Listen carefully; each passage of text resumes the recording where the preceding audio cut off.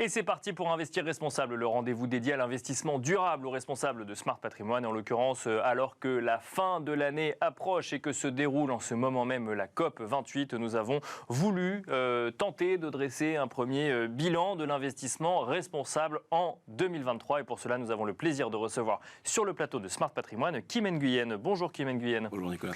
Vous êtes président de Kermit. Alors quand on parle de bilan, moi j'ai envie de commencer par un bilan en matière de performance. Et si on regarde au niveau boursier, l'investissement responsable n'est pas ce qui performe le plus cette année, alors même que à la sortie de la crise Covid, il y avait un engouement particulier pour ce type d'investissement. Comment est-ce qu'on décrypte, comment est-ce qu'on explique la situation de l'investissement responsable fin 2023 ? Alors déjà, je crois qu'il faut préciser qu'on est dans une logique de bilan global, qu'on n'a pas tout à fait fini l'année. Alors on va bien sûr, c'est vrai.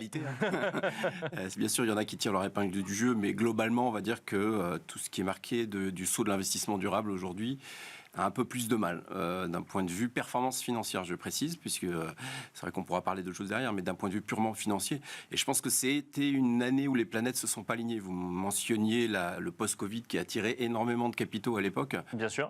On avait un alignement de planètes qui était beaucoup plus favorable à l'époque pour l'investissement responsable. Cette année, ça a été une année compliquée, une année de transition. Clairement, d'un point de vue économique, il y a des secteurs qui performent, qui sont, on va dire, pas naturellement liés à l'investissement durable. Bien sûr, oui. Dont certains liés à la COP 28 ou des choses comme ça. Donc forcément, effectivement, il y a eu un peu de souffrance des fonds qui s'interdisent d'aller sur ces catégories, mais ça fait partie de la règle du jeu. Il y a aussi certaines valeurs de la tech qui surperforment et qui ne sont pas forcément dans tous les fonds non plus. C'est des choix. Donc on va dire que l'investissement durable, d'un point de vue économique, souffre un peu. L'environnement de conflit aussi actuel n'est pas extrêmement... Ça veut dire sur ces secteurs d'activité que quand on fait de l'investissement durable et qu'on s'interdit d'aller dans certains secteurs d'activité, quand le contexte économique ou le contexte géopolitique global fait que ce sont ces activités qui fonctionnent, mécaniquement, l'investissement durable, avec un peu plus d'engagement, est à la traîne. Bien sûr, bien sûr.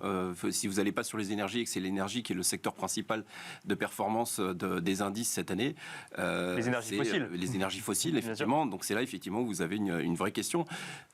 J'irais même de façon plus générale, si on regarde au niveau mondial, même sur les énergies renouvelables, ça a été une année compliquée. Il y a des retraits de projets aux États-Unis sur ces questions-là, pour plein de facteurs qu'on n'abordera pas ici. Mais c'est pour dire que tout le secteur est touché dans son ensemble. Évidemment, quand vous vous interdisez d'aller sur ces secteurs, vous en souffrez dans vos fonds. Après, la question, elle est double. C'est-à-dire de dire par rapport à un fonds, je dirais standard de la finance, je suis en retard. Est-ce que je dois me comparer aux mêmes indices ? C'est la question déjà. Est-ce que je dois se comparer à des indices qui soient effectivement avec les mêmes contraintes sectorielles que mon fonds ? Et puis, est-ce que j'ai pas d'autres avantages ou d'autres impacts que l'impact financier que j'ai vu à travers mon fonds, qui est quand même un des gros enjeux de la finance durable, c'est-à-dire que oui, on a du financier, mais comme on le voit sur le label ISR, on a aussi d'autres indicateurs, des carbonages, de meilleur traitement de l'égalité homme-femme, des choses comme ça, qui sont aussi des facteurs positifs que là vous retrouvez dans les fonds, forcément par construction dans les fonds durables, qu'on n'aura pas forcément dans les autres fonds. Donc il y a des avantages aussi, mais si on regarde, on s'en tient strictement à la performance, je dirais financière pure et dure, c'est pas une grande année pour l'investissement responsable au sens large, quelles que soient les classes d'actifs d'ailleurs. Mais si je comprends ce que vous nous dites, c'est en gros, on ne peut pas tirer un bilan de l'investissement responsable d'un point de vue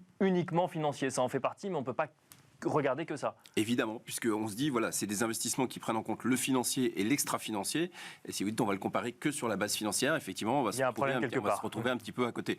C'est pour ça. Mais... Pour autant, et c'est là où je trouve qu'il y a quelque chose qu'il faut souligner, c'est que c'est des investissements qui ne déméritent pas aujourd'hui. Loin de là, il y a des petits écarts, il y en a qui traînent un peu derrière les indices, mais on n'est pas complètement, on n'est pas complètement à côté de la plaque. Et je trouve que c'est plutôt un bon signe.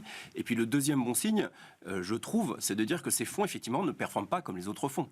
Parce que s'ils suivaient exactement, si on avait les mêmes performances sur tous les fonds, on aura... Il y aurait peut-être des questions à se poser sur les investissements des fonds durables, effectivement. Exactement. Ouais. Donc là, je vais le voir, moi, de manière positive en me disant le fait que ces fonds sous-performent, ça veut bien dire qu'ils jouent leur rôle, qu'ils s'interdisent d'aller sur certains secteurs, qu'ils s'interdisent d'aller sur certaines valeurs, qui ont malheureusement bien performé cette année, mais c'était le choix, c'est les règles du jeu du départ, et je trouve que du coup, ça reflète plutôt positivement sur cette catégorie où on a pu dire par le passé, oui, mais ils font la même chose que les autres, c'est juste du greenwashing. Non, aujourd'hui, je pense qu'il y a un vrai travail qui a été fait à travers des labels qui sont plus restrictifs, qui sont plus ambitieux, à travers aussi une réglementation européenne qui s'est durcie.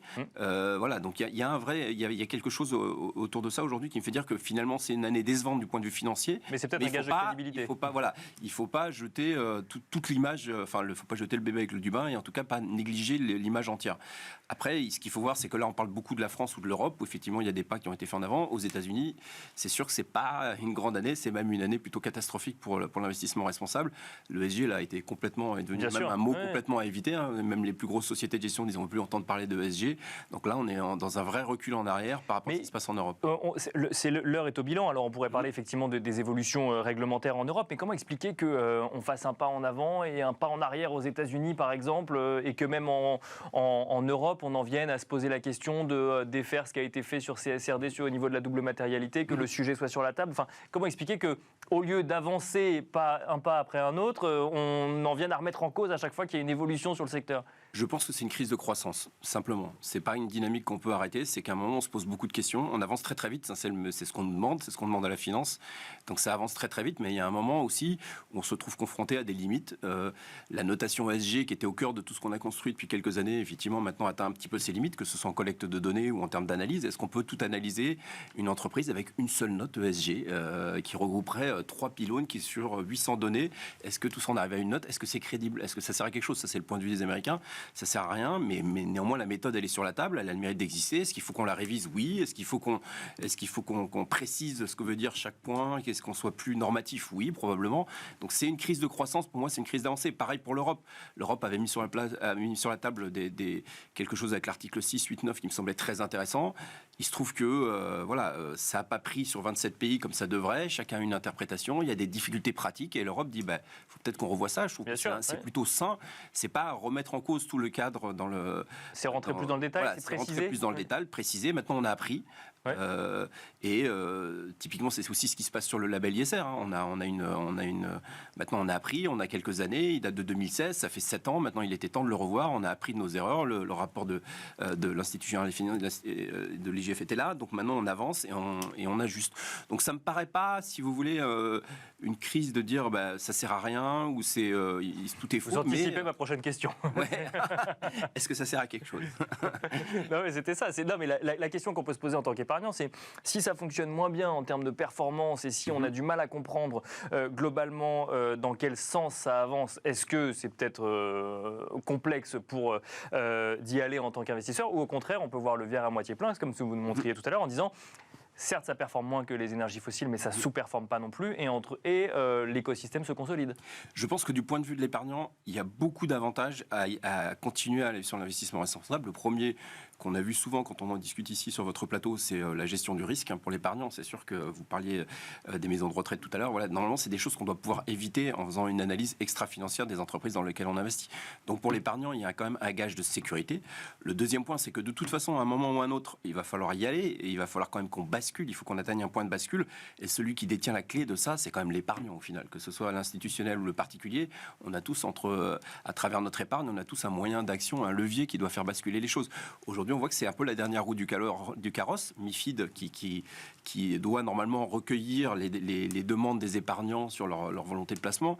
On voit que les épargnants, ils ont envie de s'exprimer sur ce sujet. Il y a encore un petit peu un écart entre ce qu'ils souhaitent et ce que veut le marché financier. Ça a été mis en place cette année. Encore une réglementation qui fait que cette année a été une année de transition, une année de flou. Depuis le début de l'année, c'est obligatoire. Tout le monde n'y est pas passé encore, mais ça va venir. Et je pense que là, on a besoin de ce flux-là pour passer, même si c'est pas parfait, pour pouvoir continuer à avancer et pour pouvoir atteindre un point de bascule qui semble assez nécessaire dans ce qu'on veut faire dans la finance responsable. Donc moi, j'y vois encore une fois une année de transition et qui est absolument indispensable de poursuivre cette dynamique.